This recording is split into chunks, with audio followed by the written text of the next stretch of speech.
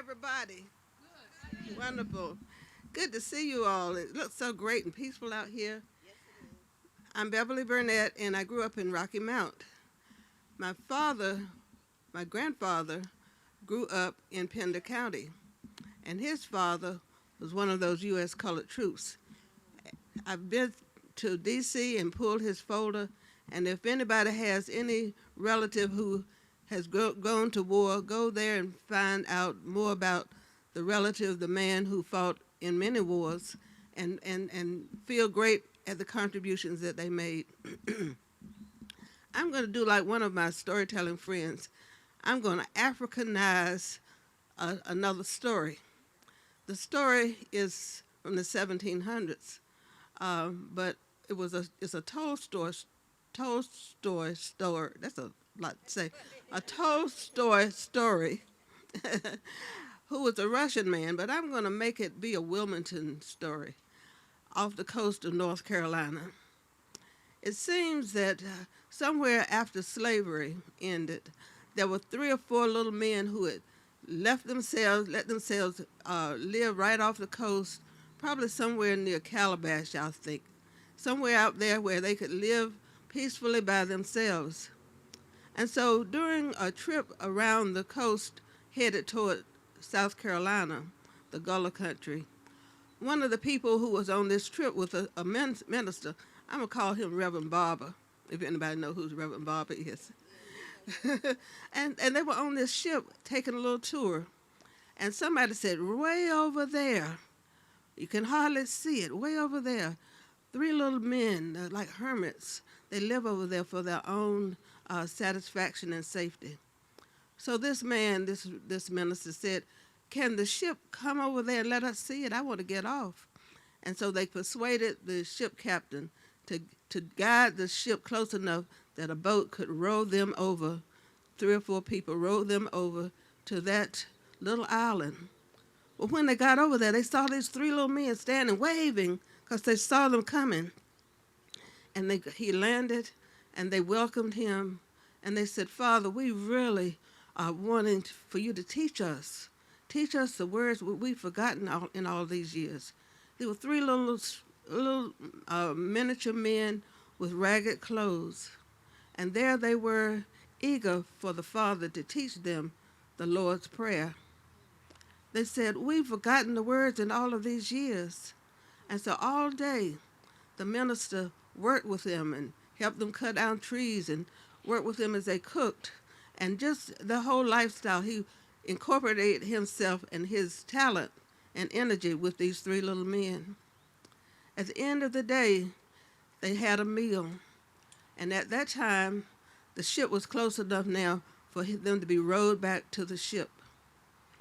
As the sun was going down, the minister was standing there watching the ship pull away, and all the other people on the ship said, what happened? Tell us all about it. We want to know more about what was going on. What were they doing there? Who were they? And he told them all about, very proudly, how he had helped them, how he had taught them the Lord's Prayer, although it was very difficult for him to remember the words. And then, in the silence of the night, as the ship rolled on past, he saw 3 lights coming. The 3 lights were coming fast across the water. He hadn't seen any other ships there. He didn't see another boat. He couldn't figure out what was this light. And as they got closer, he realized that these 3 little men were walking on water. Wow. Walking fast, catching up with the ship. And when they got there, they looked over the ship and they said, Father, we've forgotten the words. Teach us again. And the Father said, my friends, with you all walking on water, the Lord hears what you are praying. And he said, go in peace. Whatever words you're saying, the Lord hears it. And so as they walked back across the water, and an owl in his wisdom sat in a tree as he welcomed them back to the shore, he felt so good that he had taught them, but he felt even better and even more gratifying that the words we say are heard by the Master. The words we say don't have to have any special meaning, but it's what's coming from the heart. And that's the end of that story.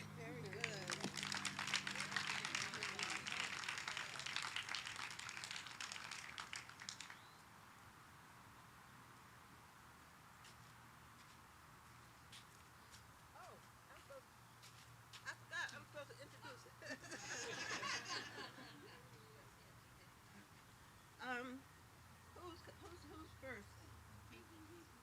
Pinkie Strother, if you ever have a chance to go to Fuquay-Varina and go by Pinkie's house, you won't want to leave. In her backyard, she has the grandest, it looks like a garage, but it's her own studio. Downstairs is where she has everything displayed, but up some tiny steps, she's doing all that magical work. If you were here earlier, a year or so ago, you saw the work that she has done. She has gone to Hawaii for several weeks to do storytelling and telling her stories through her artwork. So if you ever go over to Fuquay-Varina, don't leave without trying to look up Pinkie Strother. Pinkie's going to have a special presentation today. This is like an inaugural kind of thing because she and Carolyn Evans have not done this before, so you're seeing a Broadway production for the first time.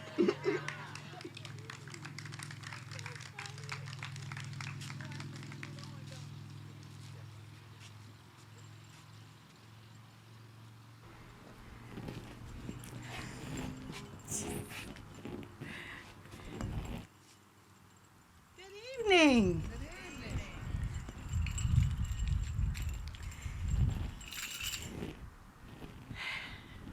Thank you for coming out. This evening, I'm going to tell a Hans Bowman story. It was written by him and performed by him, but today I'm going to tell it in my own interpretation. And the name of the story is called Nana Marion.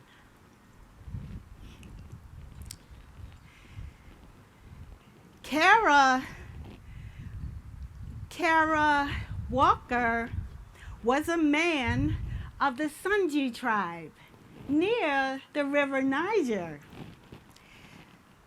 in West Africa.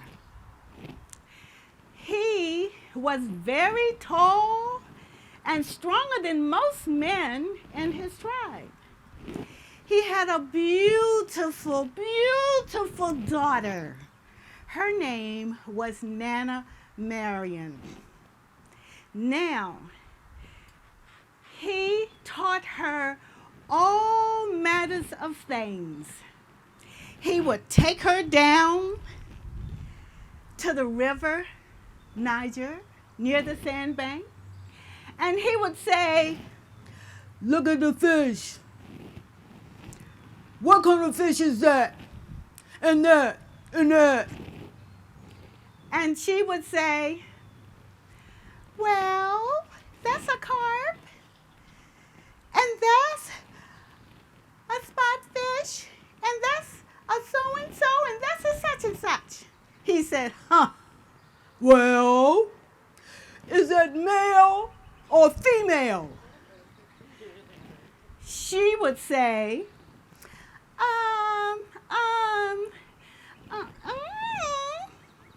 He said, "Well, look there and there. Those are two females, and that's a male." And that's how Nana Marion learned so much.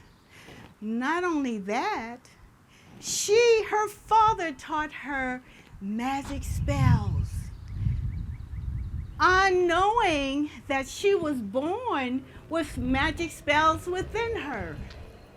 And as she grew older and wiser, she became the most powerful woman in Sunji land.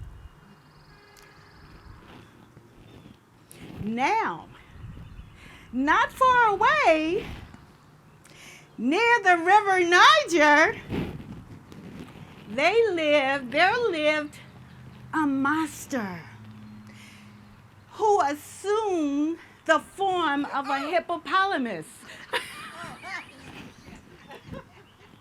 His appetite was insatiable. He would break into the rice fields and he would eat all the rice crops away from the people. He would eat so much that finally the townspeople would go out to try to do something about it. But it was to no avail. They couldn't do anything about this master. For one thing, he could assume any form he wanted to.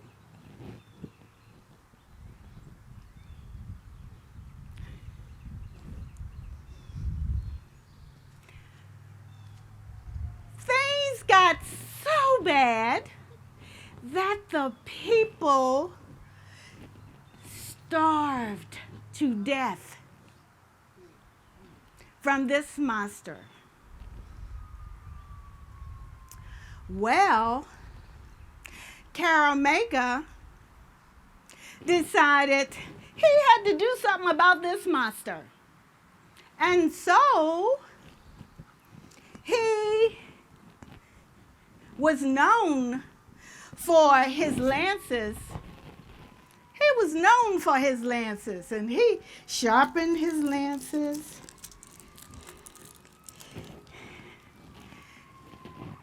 He went out, followed the river around, and there he saw the beast eating a rice paddy, a rice field.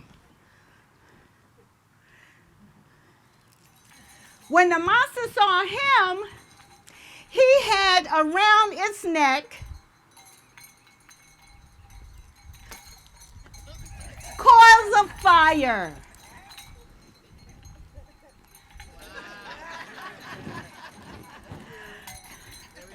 When Karamega saw him, he recoiled in fear, and then he picked up his lance and he threw it.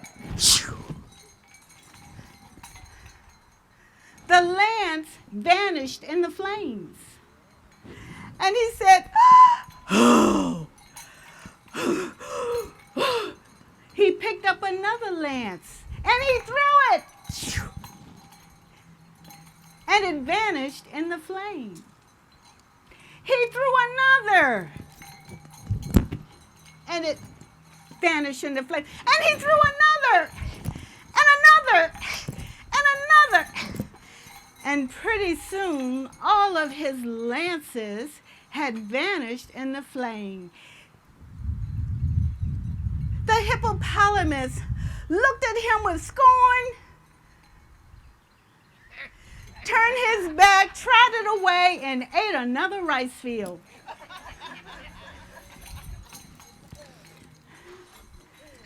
Karamega was so upset, he went home, sat under a tree,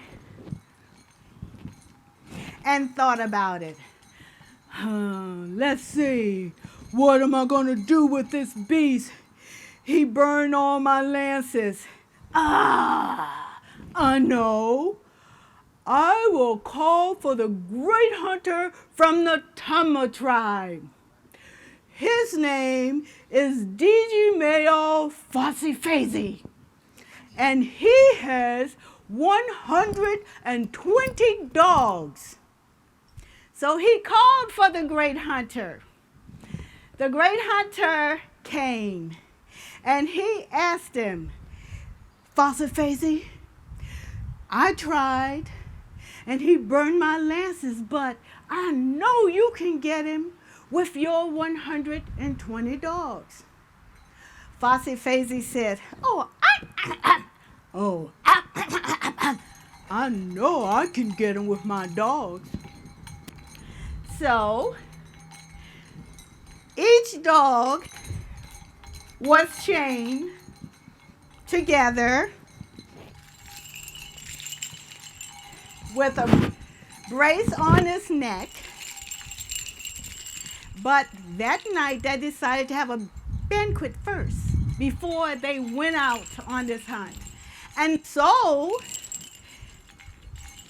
that each dog was given a small amount of rice and some meat. And the great hunter, of course, was given a big plate of rice. And they didn't leave any. They ate it all. When the rice had been eaten, the great hunter said, "Come on, dogs, let's go and find them." Okay, the dogs all chained together.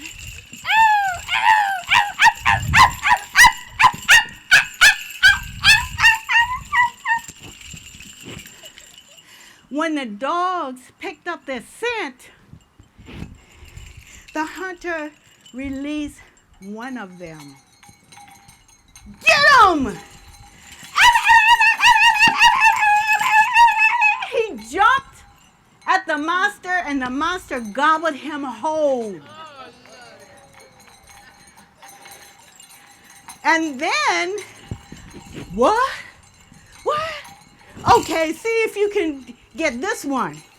He unleashed the dog. "Get him!"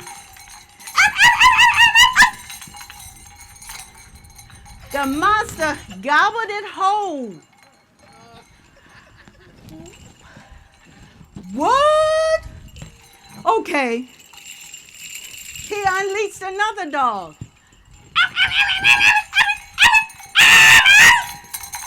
He gobbled that whole. He said, "Okay, I need to unleash more than one." He unleashed the dog, unleashed that one, unleashed that one. "Get him!"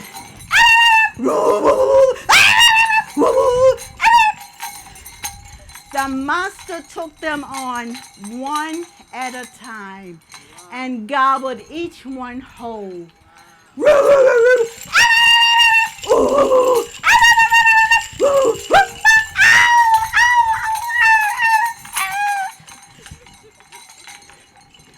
All the 120 dogs were eaten. What? The monster looked at the hunter and ate another rice field as it left. So word got back to the village that DG male Fuquay-Varina did not overcome the monster, that the hippo had eaten all of its 120 dogs. Well, Pharaoh Mega sat down. "Woe is me, nothing is to be done. Woe is me, we're doomed. We're gonna all starve to death. Whoa, whoa."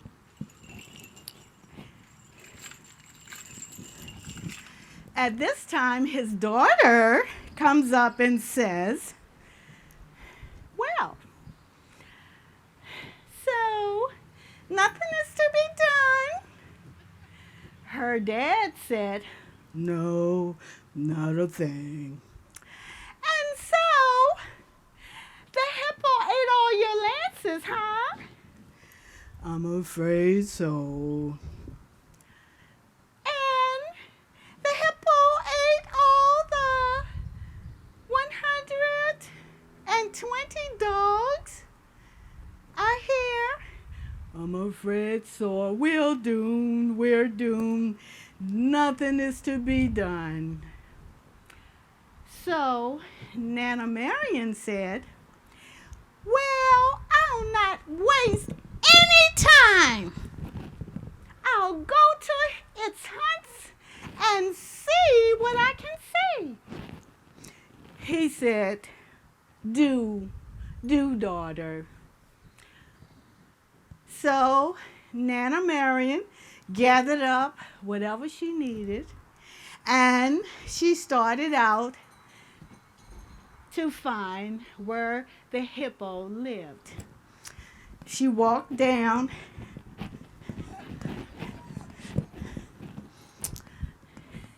near the bank shore,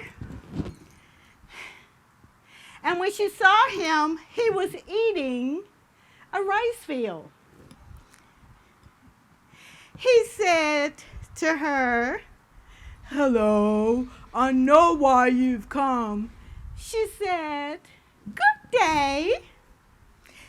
He said, "Your father tried to kill me, but I burned all of his lances."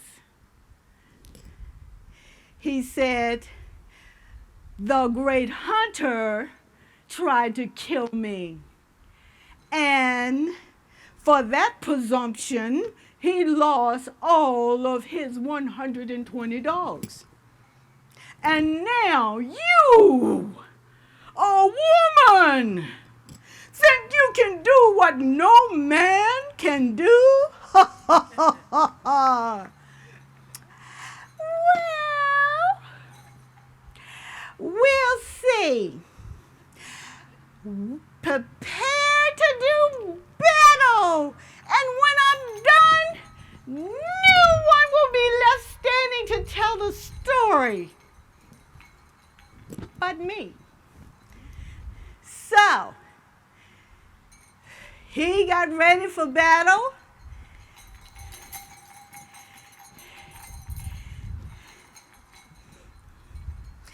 And he blew his breath on a rice field. Flames encircled him, of which no mortal could pass through. She approached him, went in her pocket, pulled out a dust, magic dust, and sprinkled it on the fire and turned it to water. The beast said, "Ha!" This time, the beast created a wall, a metal wall around it. She plucked the magic hammer from out the air and tapped the wall, and the wall crumbled into a million pieces. Now the monster was fearful. He turned himself into water that runs into the river Niger, and she sprinkled dust on it again. And he stood up, and the water was gone, and he was a hippo again. At this time, Karamega wanted to know what on earth was going on. So he's running near the river. "Dora, everything all right?" The monster saw Karamega and charged him blindly. When he was 10 bounds away, when he was 10 bounds away, Nana Marion grabbed him by the hind leg, swung it around, and threw it over top the river Niger, where it hit a bank, split his head wide open, and lay dead. Karamega said, "Woo! Woo! What a daughter I have! Come!" Before Karamega got back home, news had gotten back home that the monster was dead and his daughter had killed him. Wow. So, minstrel people and the storytellers still tell the story today about how Nana Marion defeated the monster who ate the rice paddies, causing people to starve and die. And the celebration goes on today.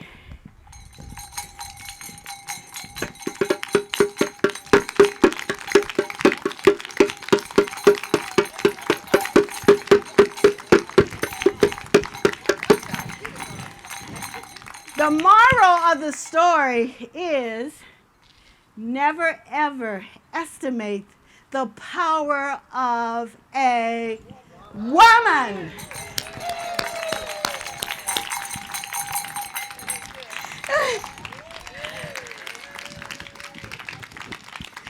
Okay. Woo.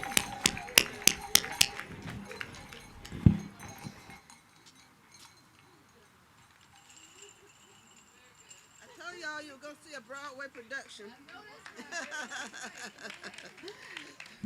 Carolyn Evans, in her own right, is a wonderful storyteller and actress as the monster.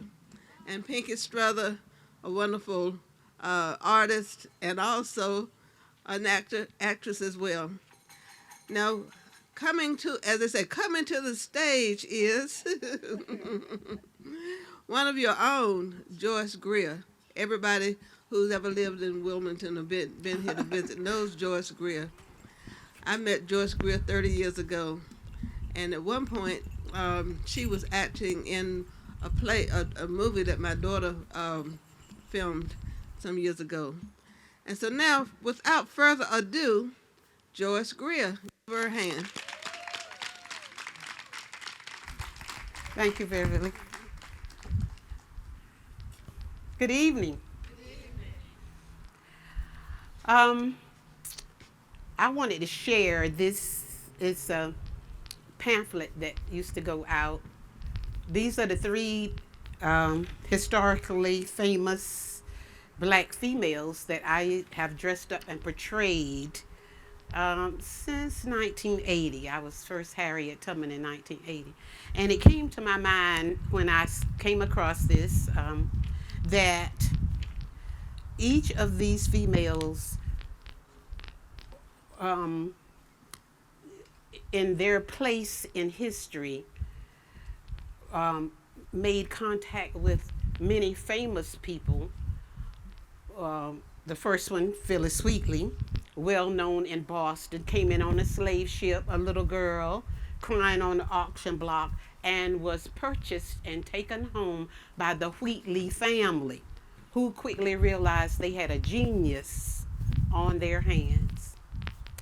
She wrote poetry. She did wind up going to London, and it was the Toast of London. George Washington, she encouraged him with a poem that was printed in a newspaper. Pretty much because of the American Revolution, died starved in her early 30s. Mm-hmm. The local YWCA was the Phyllis Wheatley YWCA when it was segregated. And then Harriet Moses Tubman, who was famous in her day, lived when the Civil War ended, she was in her mid-40s, and then she lived another 50 years after the Civil War. But just as Wheatley got the support of an entire family, Mr. and Mrs. Wheatley and their 2 children educated her and put forth every effort to make sure her poetry got published. In fact, Mr. Wheatley went to the mayor of Boston and prominent gentlemen, including John Hancock, signed an affidavit saying she had written those poems, and then they were printed up.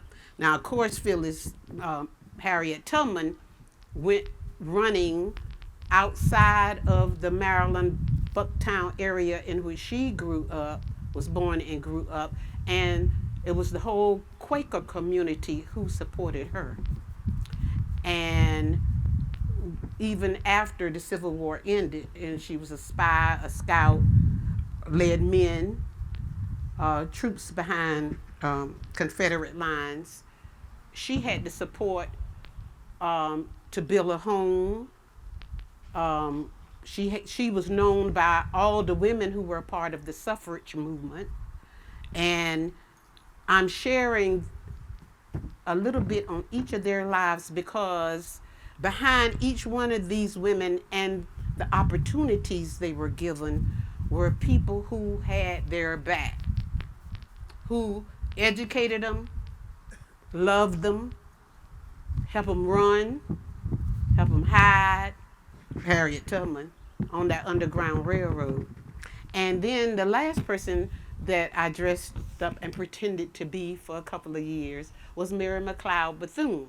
And one thing I love about her, she became the most famous black woman in the world, advised 4 American presidents. But she started off as a little girl born outside of Maysville, South Carolina, and there was no school for colored children in the entire state of South Carolina until the missionaries started one in Maysville, and she had to walk 5 miles into town to get to that school. 5 little black girls, they had Bibles as their books.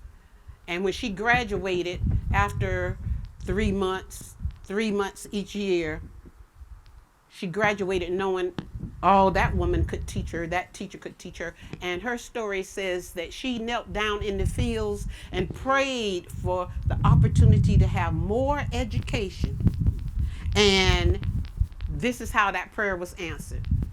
Mary Chrisman, teacher, Caucasian lady in Denver, Colorado, sent money to the missionaries. Missionaries shot that money down to Maysville, South Carolina. The teacher came out to the farm and said, I want you to have that scholarship. So that entire town packed up that little 12-year-old and shipped her into North Carolina to further her education. And for 8 years, Mary Chrisman sent the monies for her to educate herself. She sent her grades and said, I'm going to be the best person I can be, and thank you for loving me in this way. And she did become the most famous black woman in the world. There's an iconic picture of her walking up the driveway to the White House with her cane. And of course, she founded a university, which is still going strong. Now, I've shared all of this to say that it dawned on me that all 3 of these young black girls, little black girls, probably heard the story I'm getting ready to share. There are a lot of stories in African American folklore about flying. I'll Fly Away is a song that's well known in our church community. And each one of these females had an opportunity to fly. In their different way, they used their minds and their talents and their instincts to survive wars. But given opportunity, they are in our history books for a reason. And if you don't know their stories, then you don't know who loved them and cared for them and educated them, supported them.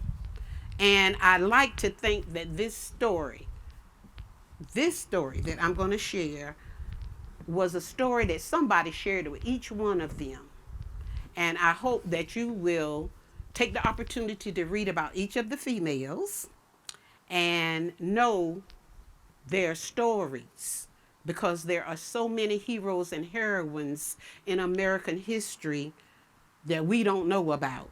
Nobody wrote a book about them. I gave them certificates and awards and honored them in some great way, published a book. But there are so many stories. And of course, I'm an advocate for reading all along the way. So I hope you'll take the opportunity to read stories about Phyllis Wheatley, poet, and and Harriet Moses Tubman, most famous conductor on the Underground Railroad, and Mary McLeod Bethune, educator. That's me dressed as them. Yeah, when I was portraying, at one time, I was portraying all three of them back in the 80s and the 90s.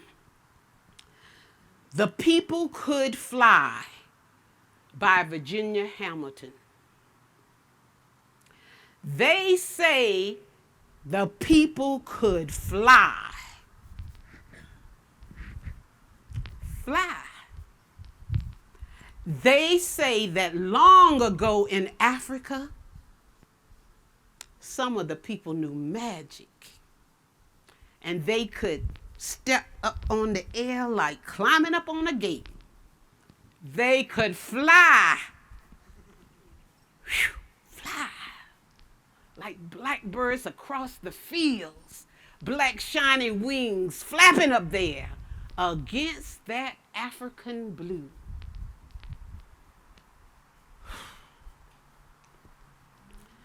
And then many of these people were captured for slavery. And those who could fly shed their wings. They couldn't take their wings with them across the waters on the slave ships. Ships too crowded, don't you know? The folk were full of misery then, and they got sick with the up and down of the sea. So they forgot all about flying when they could no longer breathe that sweet scent of Africa. They say the people kept their magic, although they shed their wings. They kept that secret magic in this land of slavery. And they looked just like the others coming over from Africa who had dark skin. But they say anymore, you could not tell one who could fly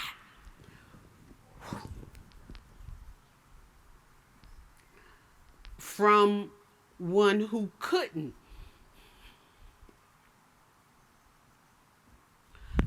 One such who could was this old man. They called him Toby, but that wasn't his African name. And standing in that same field was a young woman who'd once had wings, and her name was Sarah. Sarah had a baby tied to her back, and she trembled to be so hard worked and scorned. Slaves worked from sun up to sundown. The owner of the slaves calling himself their master. They say he was a hard lump of clay, a hard glinted coal, a hard rock pile just wouldn't be moved. And his overseer on horseback would point his finger at a slow-moving slave so that the one called driver could take his whip, make him move faster. And they say that whip was a open slice of pain. So they moved faster because they had to. And Sarah hoed and chopped that rope, and the baby slept on her back. And then they say that baby set up a bawling so loudly, and she couldn't stop to soothe it down. She couldn't stop to feed it. Keep that thing quiet, cried the overseer, and he pointed his finger, and the driver's whip, shoo, shoo, whipped her till she bled onto the ground. And when the driver had moved away, that old man Toby came to help her to her feet. And she whispered, I must go soon, Father, before it's too late. And he said, soon, daughter, soon. But they say Sarah couldn't stand up straight any longer. They say the sun burned her face. They say that baby cried and kept crying. Sound like it was crying, pity me, pity me. They say Sarah got so tired she fell down in the road. Get up, you black thing, called the overseer and pointed his finger. And the driver swept, shh, shh, shh. And when the driver had moved away, that old man Toby came, 'cause there was nobody else to help her or that baby. And she said, now, before it's too late, let me go now, Father. And he said, go now. Go like you know how to go. And he whispered African words. Sound like whispers and sighs. They say that young woman lifted one foot up in the air, and then they say she lifted up the other one.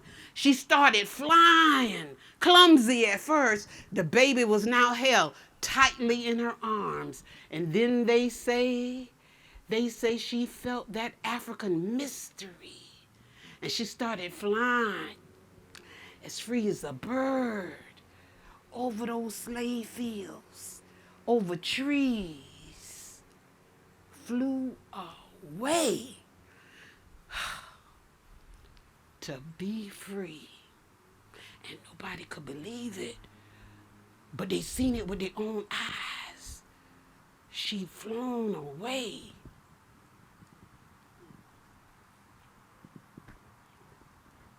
The next day was dead hot in them fields.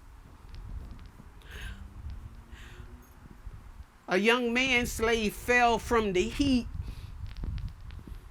and the driver came and whipped him. And when the driver had moved away, that old man Toby was there, whispering those African words.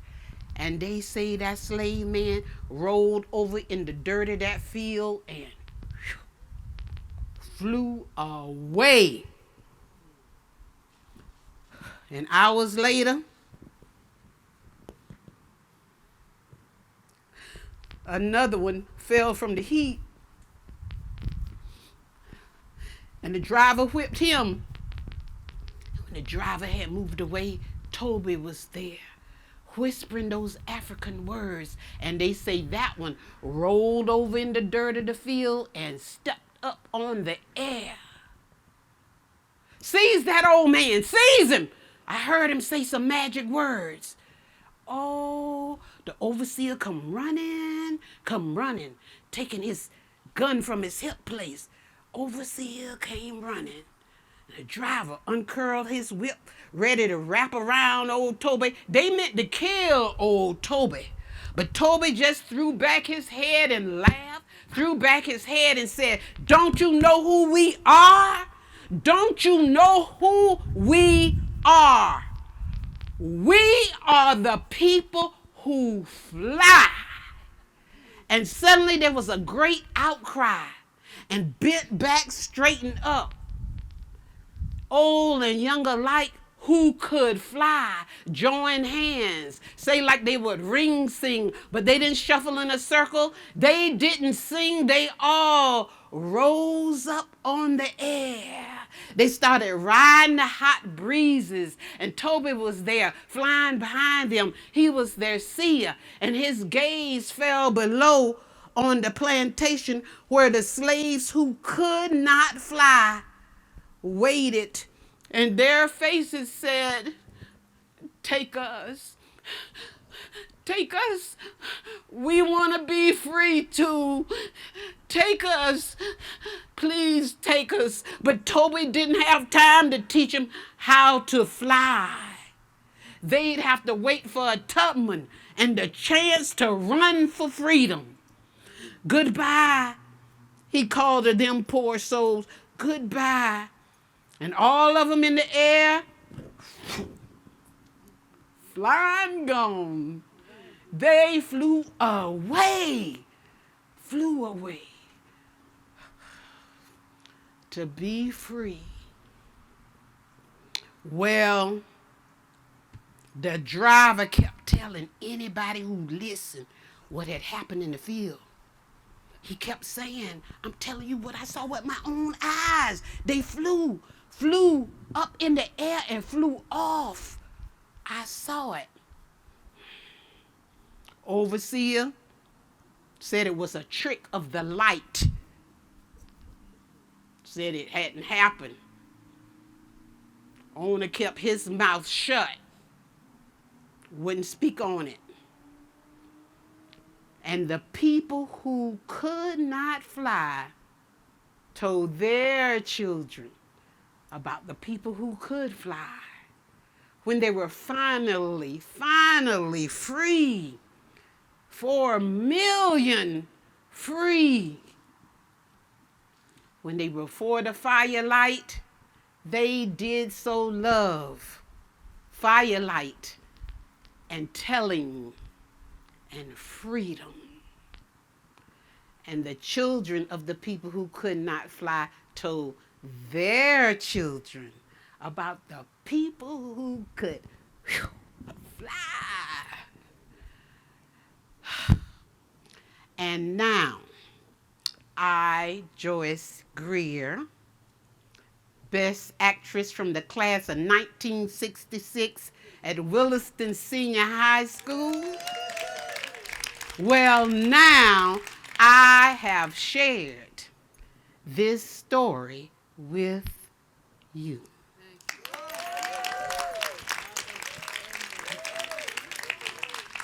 You can keep it. Okay. We want to thank you so much for your time today. We're about to enter into Juneteenth. There are many, many stories to be told. So do your part and tell a story. Find a story to tell. And be grateful that we, right now, are all free. Mm-hmm. Thank you so much. Mm-hmm. This is Carolyn Evans, Pinkie Strother, and Joyce Grear. Mm-hmm. Thank you so much. Thank you.